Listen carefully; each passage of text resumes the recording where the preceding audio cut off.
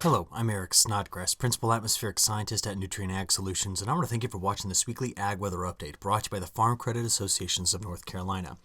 Well, I wanted just to step back and try to put this forecast I'm about to give you in perspective. So what we're looking at here is a graph that shows you over the last 180 days, so this goes all the way back into July, looking at, in dashed, the normal temperature, the average temperature for the state of North Carolina, and in the line, either going red and blue, shows you the departure from normal every single day.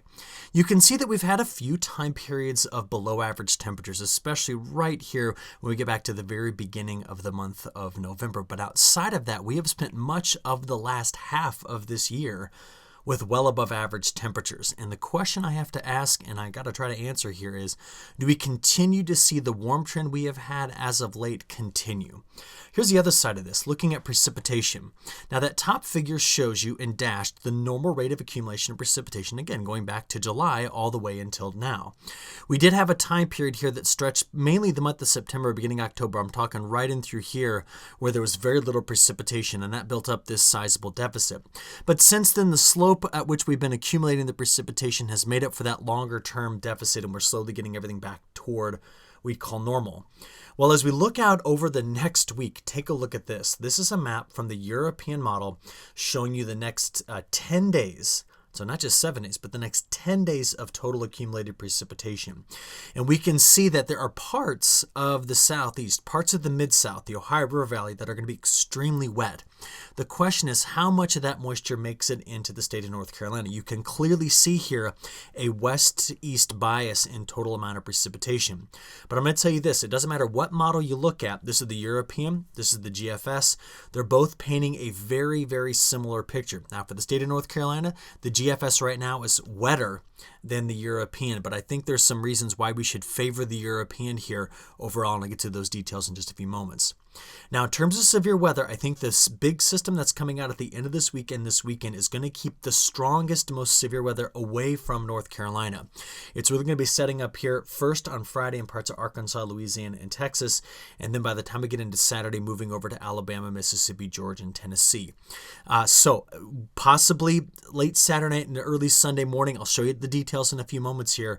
Getting some stronger thunderstorms that could move through the state. But to be honest, between now and when this system gets here at the end of the week, it's going to be relatively dry overall. But when you see maps like this is the GFS ensemble left, European ensemble right, both of them showing you the next 15 days, we can see that the pattern is setting up to be very, very active in this corridor. There's no doubt about it. So we better get into the details and try to understand what is forcing this. To do that, let's just remember that over the last week, when we look at the state of North Carolina, we in general had widespread half-inch to in some locations well over 1.5 inches of precipitation.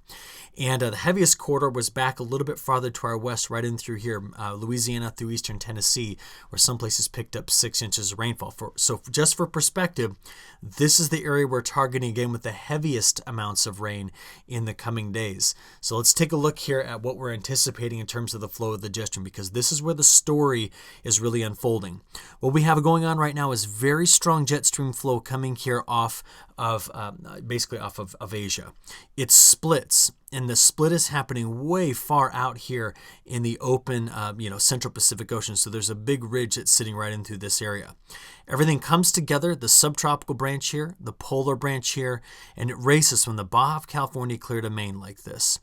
The main ridge axis is going to sit just off the southeast coast, which means we're going to have no trouble pumping in the moisture here into the eastern half of the United States with this flow pattern. And this warmth extends all the way over into Europe as well. And so this is a very interesting setup that I see persisting for quite some time here. Why do I say that? Well, whenever we see the Arctic oscillation way up here in positive territory, that tends to be a milder pattern for the eastern half of North America. That tends to be a pattern with strong zonal winds in the jet stream, featuring a much more active subtropical branch of the jet stream, which is what I just showed you, and also much more predictable weather. So to come back to it, what I started you off with, take a look at this map. This is just the last 2 weeks in terms of temperature anomalies across North America. And one of the things we will be seeing is, well, not change so much here, but big change happening here. And the reason why I talk about the change that's going on in this area is because that could be the setup for some longer term change in the state of North Carolina. Now, first of all, let's take a look at this.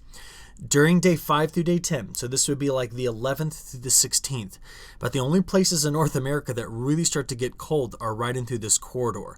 Much above average temperatures here for the eastern half of the United States, specifically targeting parts of North and South Carolina, and I want to show you exactly when and where those warm temperatures are coming in. Because this is what's going on in the upper levels of the atmosphere. The main controls, ridge here and ridge here. One that's going into the Aleutian Islands and one that's going over Scandinavia. That puts the deeper troughs here over the western United States and just to the west of Europe. So therefore, the most active patterns come out of those troughs like this. So that's why we're targeting this area for having very active weather. Much of the really cold air does stay here over the North Pole. But I mentioned a few moments ago, we need to be watching where that cold air is in Canada. And the main reason why is actually because of this ridge here over Scandinavia. Now, sit with me here for a moment in this. This is a view right now what the polar vortex looks like as it is being forecast over the next 10 days. We remember our simple rules of thumb. The stronger the polar vortex is, the more stable it is in its location, the more circular it is, the lower the probability of us having cold weather here. Okay? And right now, this polar vortex is strong and very stable. I remember back in December, we thought it was going to be disrupted and potentially give us some more prolonged cooler weather. Well, we do need to watch the ridge building over the Scandinavian area. And if we can get this polar vortex to stretch out in this direction, it could tell us that the end of the month of January, moving into February, we could have another, stretch of well below average temperatures. But I'm telling you, this is so far out in the forecast and I have such little confidence right now. This is a sit tight, let's wait and see how this evolves, because this is all the way out to day 10 and it still looks quite strong. So what are we dealing with? Well, in the near term, I think the most important thing to be watching the flood threat increase in this area. But Tuesday, we got a little bit of winter weather we could be expecting to see here in parts of the Appalachian Mountains that moves into parts of Virginia and getting over into this part of North Carolina. So that will be the main story this week. Now, in terms of winds, much of the country over the next 10 to 15 days is going to be experiencing some very strong winds. Thankfully today, those aren't going to be in the Carolinas. They're really going to be here in the high plains, but things will be changing with time here, and you'll certainly see that. So let's dig right into this and get straight into our temperature forecast. Now, the series of maps I'm about to show you departure from normal in terms of temperatures. So Monday, much of the state of North Carolina sees about a 3 to 6 degree above average temperature pattern. As we play this out, let's get it right to the day on Tuesday. So here we go. There's Tuesday. We have a little system, a weak little low pressure system that will be moving through parts of Virginia and West Virginia. And as a consequence, we could see in the western part of the state of North Carolina some below average temperatures. Still near average to slightly above average across the eastern part of the state. Now watch the end of this week. This is Tuesday. These are Wednesday's departure from normal. So much of the state hovering right around average. But now we get into Thursday, Friday, and Saturday. You're going to go from having a near normal start to the week to finishing the week between 15 and in sometimes 20 to 25 degrees above average. And this is just showing you what that pattern is doing. Remember, it's always right here between that tight temperature gradient that we get the most active weather. So we are certainly on the warm side of this, and let's do a multi-model analysis to see when and where that precipitation gets here. Much of this week is going to be dry, and you're certainly on a warming trend toward the end of the week. So as I click play, I have the GFS operational on the left, and I have the European operational on the right. Here we go. So what are we watching? About the only thing that could be of consequence is right here. This is Tuesday morning, Tuesday afternoon, and evening. And what do we see? We see this weak little low pressure system moving through the Appalachian Mountains going up toward Virginia. And as it sweeps through, both models agree, light rain moves through the area. Total accumulated precipitations here are generally light. A lot of locations well less than a ½ inch of rainfall. And that gets out and it's done. Okay. We watch from this point forward, so midweek forward, the position of the high pressure cell that's sitting right here in both models over the south. Why do we watch it? Because as I get out to Wednesday afternoon and evening, getting into Thursday morning, that high pressure cell by Thursday evening now sits just off the East Coast. See it right here? And if it sits there, it just pumps the moisture in. We're just going to wide open, just turn on the crank and let that moisture come in here into the lower Mississippi River Valley. And that begins on Thursday evening, our very active end of weekend. So pay close attention from here on out. This is Thursday evening, Friday morning. We're still dry. Getting into Friday midday. That's when our first chance at some precipitation shows up. Now, the main show, if you will be back in Texas on Friday evening. See it here? But we will get some strong southerly winds toward the end of this week. And on that, great moisture transport, and we're going to start to see the rain come out Saturday morning, Saturday afternoon, into Saturday evening. That's round one. Now notice that the GFS model is much more aggressive by Saturday evening, taking the low, that's the model over here on the left, taking the low quickly through parts of the mid-Atlantic states. The European on the right slows it down a little bit. So as a consequence, the GFS gives you your best chance at seeing severe weather on Saturday night. The European isn't having it at this point. What does the European do? It brings in the heavier rain on Saturday overnight hours into Sunday morning and has the rain lingering around through Sunday afternoon before finally getting that system out of the way. Now that's our first big precipitation producer. Let's now let the next week evolve. So this is now Monday morning, Monday afternoon and evening. Getting into Tuesday morning, look, the next system takes shape again. It's the same setup. High pressure cell moves off the southeast. It moves here, and that just funnels the moisture back in, such that round number 2 really shows up Tuesday afternoon and evening, getting into early Wednesday morning. And I'm going to go ahead and let this play just to show you it doesn't slow down either. See that? So we've got a very active pattern coming up in the next 10 to 15 days and has the potential to put down a lot of precipitation. So zooming in here, looking at what we're anticipating, is what we're anticipating from the European model by the end of the week. Precipitation amounts, of course, are lighter along the coast as these systems lift. Remember, they're lifting toward the northeast. So heaviest rainfall amounts are going to be there in the higher country and in the Appalachian Mountains, kind of lining up nicely with the Blue Ridge. Okay, 1/2 inch to, in some locations, picking up about 3/4 of an inch. But take a look at this. That pattern does nothing to slow down. Stays split, comes together. Look at that. And as it does so, we're going to look at a week 2 precipitation anomalies. That's what's in the background here. Week 2 precipitation anomalies from the European on the right, GFS on the left. And it's just saying, keep the subtropical branch cranked and keep things wet. And so that's the pattern that we're going to be in for quite some time now.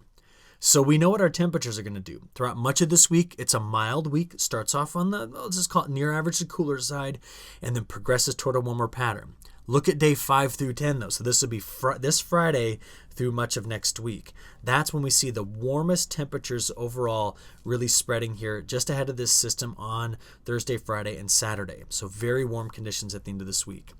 But looking longer term, while the cold air is stationed here, we see that those strong westerly winds are preventing any of these big, deep troughs from letting that cold air really get all the way to the southeastern corner of the United States. So we hang on to our mild pattern throughout much of January here. It may not be toward the end of the month that we get a chance at getting some sustained cool in. And when I say that, I'm saying it's just a chance at this point. So what I want to do to finish up the U.S. side of this, the North Carolina side of this, before I give you a little bit of international flavor here, as I want you to see the brand new model updates. These just came out yesterday. This is from the European Ensemble. This is their seasonal forecast. On the left, February, March, and April. On the right, March, April, and May. So we're kind of just looking here, sliding 1 month at a time. And we notice this section of the United States, as we progress into early spring, is forecast to stay on the wet side of things. So that's why I showed you that figure at the beginning. We've been making up our longer-term deficits that we really got hammered with in September. And it looks as though we're going to transition into a wet spring. This has been a very robust forecast as of late. Very active subtropical jet stream as we progress into spring. So let's keep a close eye on it together. Every new model update that comes out, every new analysis I can provide you, I will. But that is your current late winter and early spring forecast in terms of precipitation.